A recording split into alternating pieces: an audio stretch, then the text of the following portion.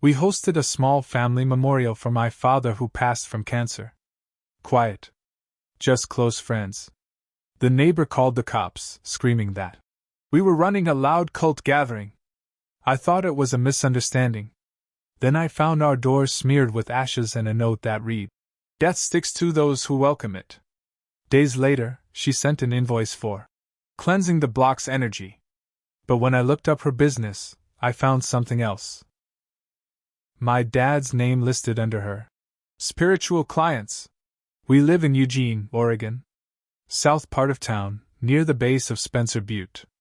My dad bought the house in 2005 after my mom passed. I was 17 then. He wanted peace, trees, and a place where nobody would bother him. He got it.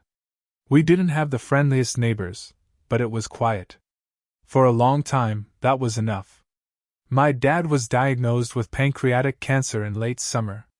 From the start, doctors said it was bad. I moved back into the house to help him.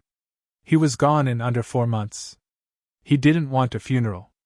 Hated the idea of people standing around in suits pretending not to cry. So when he passed, we decided to host a small memorial in the backyard. 10, maybe 12 people. His old college buddy, his barber from down the street, my cousin Rachel, a few close friends from his job at the lumberyard.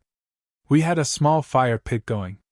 There was no music, no speeches. Just people telling stories, drinking coffee, crying. Around 6 p.m., the cops showed up. 2 officers. One knocked. The other stood by the car. I stepped outside to talk.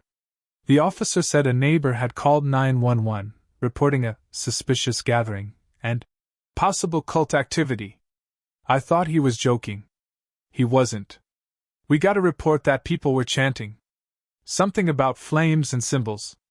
It's a memorial for my father, I told him. He looked over my shoulder and saw everyone sitting quietly in folding chairs. He apologized and left. It should have ended there. But it didn't. The next morning, I opened the front door and froze. Our door had black ashes smeared across it in rough handprints. Like someone dipped their hands in soot and dragged them down the wood. Right in the center was a piece of paper taped to the glass. Death sticks to those who welcome it. No signature. Just that. I stood there for a long time, staring at it. I wanted to rip it down, but my hands were shaking. It felt violent. Personal. Like a threat dressed up in spiritual nonsense. I filed a police report. They didn't take it seriously. Said it was vandalism, no proof of who did it. No cameras. Then, 3 days later, we got an envelope in the mailbox. No stamp. No return address. Inside was an invoice. It was printed on cheap letterhead that said, Spiritual Sanctity Services, LLC. Underneath, it listed, full block energy cleansing. $250 housefront ritual balance, $180 emotional residue removal, $90 salt-based barrier application, free trial total, $520 payment due in 7 days to prevent further contamination. Signed at the bottom, Cheryl D. That's when it all clicked. Cheryl lived next door. Widow. Early 60s. Wore all white every day. Her porch looked like a wind chime factory exploded. I barely talked to her except for once when she asked if we used chemicals on our grass because she could feel it through her bones. I went to her website. She had one. A whole site for her business. The layout was horrible. Word art fonts, blinking graphics, soft flute music playing in the background. I clicked through. She had a testimonials page. Halfway down, I saw something that made me sit straight up. There it was, a photo of my dad. His full name. Underneath it said, Client has passed peacefully following spiritual transfer session. No lingering residue. Full light passage achieved. I stared at the screen for a long time. We never hired her. We never asked for a session. She wasn't in the room when he passed. He didn't even know her. And now she had his picture and name listed like he was some kind of customer? I felt sick. I called her. I should have waited, but I was shaking, and I needed to hear her say it wasn't real. She picked up on the first ring. "You're welcome," she said before I said anything. "You smeared ashes on our door," I said. "That was a protective ward," she replied calmly. "You were inviting stagnant death energy into the block." I hung up. I wanted to scream. I wanted to throw something. But instead, I sat down and started digging. Her site had a list of past clients, names, photos, testimonials. Some only said first names. Some had obituaries linked, real people. I looked up one by one. 5 of them were recently deceased in our area. One man had died in a car crash. His wife had posted on Facebook that Cheryl showed up at their door a week later offering to clear the energy. Another woman posted about Cheryl trying to charge her $400 after she held a backyard wake for her daughter. It wasn't just my dad. Cheryl had been targeting grieving families, showing up with her nonsense rituals, and when they didn't pay, she threatened them with spiritual contamination. I called the Better Business Bureau. They had 2 complaints on file. I called a few of the families I found online. One woman cried when I mentioned Cheryl. Said she'd been too ashamed to tell anyone. I started to see what Cheryl really was. She wasn't spiritual. She was a predator. And she used my dad as a business pitch. Now, I had a choice to make. I could file another police report. I could post about her. I could try to ruin her online. But something in me snapped. She made this personal. She called my father's memorial a cult. She smeared ashes on our door. She took his death, his name, his image, and used it to get more business. And now I was going to make her pay. I started small. I knew she watched us. Her curtains were always cracked just enough to peek through. So I gave her something to see. Every morning for a week, I walked out front with a sage bundle. I never lit it. I just waved it around slowly, in circles, like I was doing some kind of ritual. I stared right at her window when I did it. I wanted her to feel it. Not fear, just discomfort. Like something was shifting. Then I started leaving little things in her yard. At first, just salt lines. Across her walkway. Around her mailbox. Then small jars with water and garlic cloves. A few fake symbols drawn in chalk near her porch. She took pictures every time. I could see her through the blinds, camera phone up, mouth tight. But she never came outside. I wasn't trying to scare her. I wanted her off balance. I wanted her wondering how much I knew, and what I was willing to do. Then I contacted a woman named Denise. She'd written a Facebook post last year about Cheryl showing up after her husband's funeral. Cheryl had offered a cleansing. Denise said no. A week later, she found rotting meat on her doorstep. The police did nothing. She took the post down after Cheryl threatened a lawsuit. I called her. She didn't want to talk at first. I told her what happened to my dad. Told her what Cheryl did. There was a long silence. Then she said, "That woman is evil." We made a plan. Denise had a cousin who worked at the city permit office. We looked up Cheryl's business records. Turns out, Spiritual Sanctity Services, LLC was registered to a P.O. box, not her house. No home occupation permit. No commercial license. Nothing about it was legal. That was step 1. I printed everything. Every screenshot. The testimonials. The invoice she sent me. Her website. The pictures of my dad. Then I filed a report with the city for operating a business without a license. Then I called the IRS fraud tip line. Then I contacted 2 local reporters.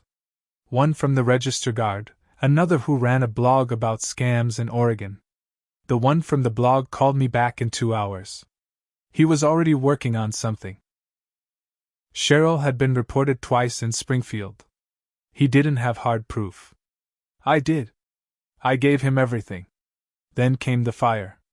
3 nights later, I woke up to the sound of popping outside. I thought it was rain. I looked out my bedroom window and saw light, orange and flickering. Her yard was on fire. Not the house. Just her stupid wind chime forest. All those ropes and cloth banners she hung on sticks had caught. Her porch was smoking. She was outside, screaming, barefoot in a nightgown, dragging a hose across the lawn. Fire trucks came. They got it under control. No one hurt. But she looked rattled. The next day, the blog post went live. Local spiritual healer accused of targeting grieving families. My dad's story was front and center. Denise's too. The article had quotes from city officials, even a comment from someone at the IRS who said they were reviewing records. I expected Cheryl to go quiet. She didn't. She came to my door that night. She didn't knock. She just stood there, staring through the screen. Pale. Hair a mess. Her voice was calm, but shaking.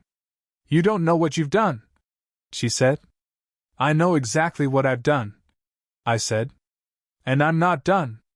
She reached into her bag and took out a candle. It was red. Wax melted in streaks. Looked used. She placed it on the step. "This was for your father," she said. "I lit it for his passage. I protected him." I stepped outside and kicked it into the grass. "You used him," I said. "And now everyone's going to know it." She walked away without another word. The next day, her website disappeared. Then someone started calling my phone from a blocked number every night. Breathing, then hanging up. But I wasn't scared. I was just getting started. The phone calls kept coming. Always between 2 and 3 a.m. No number. Just that empty breath. Once I heard a whisper. Couldn't make out what it said. It sounded like my name, maybe. I stopped answering after a few nights. Let them ring out. Then the letters started. Plain white envelopes. No return address. Dropped at the front door. Each one had one sentence, typed in all caps. The first read, "You are inviting darkness into your bloodline." I laughed when I read it. Tossed it in the trash. But they kept coming. Every 2 or 3 days. "You have broken the cycle of light. Your father cannot rest with this energy around you. You have marked yourself." I showed them to the cops. They took photos, said they'd file it. That was it. No fingerprints, no camera, no action. But something changed after the 5th note. I went to visit my dad's grave. He'd been cremated, but we placed a marker for him in Mount Calvary Cemetery. It's quiet there. Peaceful. I go once a week, just to sit. This time, something was off. The grass around his marker was dead. Not just brown, black. In a perfect circle, maybe 4 feet wide. In the center of it, leaning against the headstone, was another candle. Same kind Cheryl had left at our door. Red. Melted. I looked around. No one nearby. I called Denise again. Asked if anything weird had happened on her end. She hesitated. Then told me she'd come home a few nights earlier to find her dog locked in the bathroom. No one else had keys. Her back window had been cracked open. Nothing stolen. Just wrong. That same week, the blog that posted our story took it down. No warning. Just gone. I emailed the guy who wrote it. No reply. His whole site went offline the next day. Nothing but a maintenance message. I drove past Cheryl's house that night. Lights were off. Porch empty. All the wind chimes were gone. The ash symbols I'd drawn had been scrubbed clean. Her front yard looked dead. All the grass burned out like someone dumped bleach. I thought maybe she was gone. That maybe she ran. But then I got an email. Subject line, "You want the truth? Meet me. Midnight. Where you spread his ashes. Come alone." No sender. No reply option. I almost didn't go. But I did. I drove out to the base of Spencer Butte. We'd scattered some of Dad's ashes along a hiking path he used to love. I parked at the trailhead and waited in the dark. At exactly midnight, a flashlight blinked in the trees. I followed it. The person who stepped out wasn't Cheryl. It was a man. Late 40s maybe. Long jacket, beard, nervous eyes. He looked behind him like he was being followed.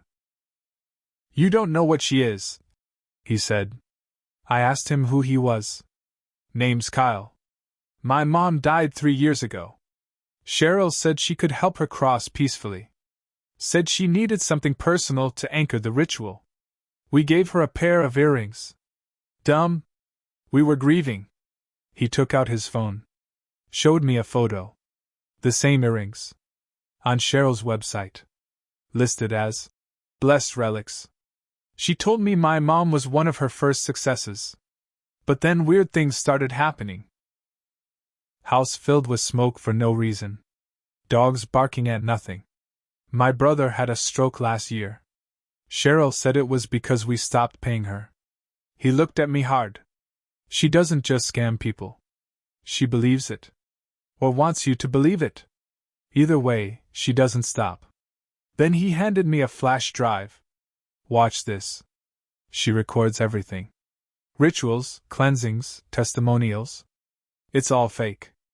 I got it off a backup server she uses. You want her gone? This'll help. He turned and walked into the trees before I could ask anything else. I drove home shaking. Plugged in the drive. There were dozens of videos. One showed Cheryl standing over a hospital bed, chanting. The patient was unconscious. I recognized the room. It was Sacred Heart Medical Center. The file was dated 2 days before my dad died. She was in his room. We never knew.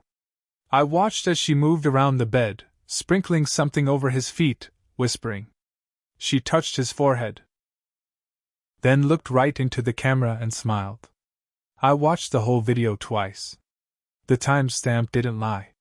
2 days before my dad passed, Cheryl was in his room, alone, doing her twisted ritual. She had no permission to be there. No reason. But there she was, touching his face, whispering nonsense, smearing what looked like ash across his pillow. That was the moment something inside me broke. This wasn't about business anymore. It wasn't just a scam. She had invaded the most private, painful part of our lives. She made herself a part of my father's death without us knowing. Without his consent. And she smiled about it. I called the hospital. Asked if they had visitor logs. They did, but only for people who signed in properly. No record of Cheryl ever checking in under her real name. I asked to speak with security. They checked their system and said they'd review footage, but warned me their retention policy only kept recordings for 3 months. It had been almost 6. I sent them the video. The staff was disturbed. But without legal permission, they couldn't confirm anything more. I knew I had to go public again. I sent the flash drive contents to every reporter in town. Local news, college paper, even a true crime podcaster based in Portland. One finally bit. It aired the next week. The Grief Grifter, one woman's exploitation of death. They didn't use my name, but the footage was damning. They included parts of Cheryl's rituals, blurred faces, and quotes from other victims. Denise went on record. So did Kyle. Then came the tipping point. Cheryl got arrested. Not for fraud. Not at first. It was trespassing and unlawful business practices. Turns out, another family filed a report after seeing the podcast. Their son had died in a car accident last year. Cheryl showed up at the crash site 3 days later, sprinkling salt in the street. A neighbor filmed it. That video got her arrested. While she was in custody, someone leaked her client list. It wasn't just names. It was full files. Obituaries. Addresses. Even personal items she'd taken, keepsakes, jewelry, photos. Labeled with things like, used an energy siphon, or, object retains grief signature. My dad's name was marked. Successful transfer, anchor complete. People lost their minds. There was a protest outside her house. Cops had to block off the street. Reporters swarmed. Cheryl didn't say a word. Not at first. Then she sent a letter to the local paper from jail. She wrote that she'd help dozens pass peacefully, and that people who resisted her work were doomed to suffer. She even accused her victims of emotional violence. That was the final straw. More families came forward. A class action suit formed. The state charged her with multiple counts of fraud, unauthorized access to medical facilities, and theft by deception. But here's where I messed up. In my rage, I kept pushing. Kept feeding reporters, posting updates, sending emails. I wanted her life ruined. I wanted her to feel how I felt. So I made one more move. I published every video. Unedited. Including the ones with the sick patients. Including the one with my dad. That crossed a line. Families started contacting me, furious. One woman screamed at me on the phone, sobbing. Her sister had been in one of the clips. She hadn't known. She said I'd used her grief for revenge. She wasn't wrong. I tried to apologize. But it didn't matter. I'd become what I hated, someone who used the dead to settle a score. The court case dragged for months. Cheryl pleaded guilty to fraud and trespassing. Got 3 years. Not enough, but it was something. Her house got repossessed. Her site was scrubbed from the internet. Nobody came to her sentencing. Not even family. I stood in the back of the courtroom and watched as they led her away. She turned once. Smiled right at me. Same smile from the hospital video. That night I deleted everything. The footage. The emails. The screenshots. All of it. Not out of guilt. I'd done what I set out to do. But I'd paid for it too. Some people still won't speak to me. Others thank me in secret. I visit my dad's marker once a month now. No more candles. No more salt. Just quiet. I sit there and talk to him sometimes. And I tell him the truth. That I tried to protect his memory. But somewhere along the way, I let hate take over. And for that, I'm sorry. But I don't regret what I did. Because she'll never do it again.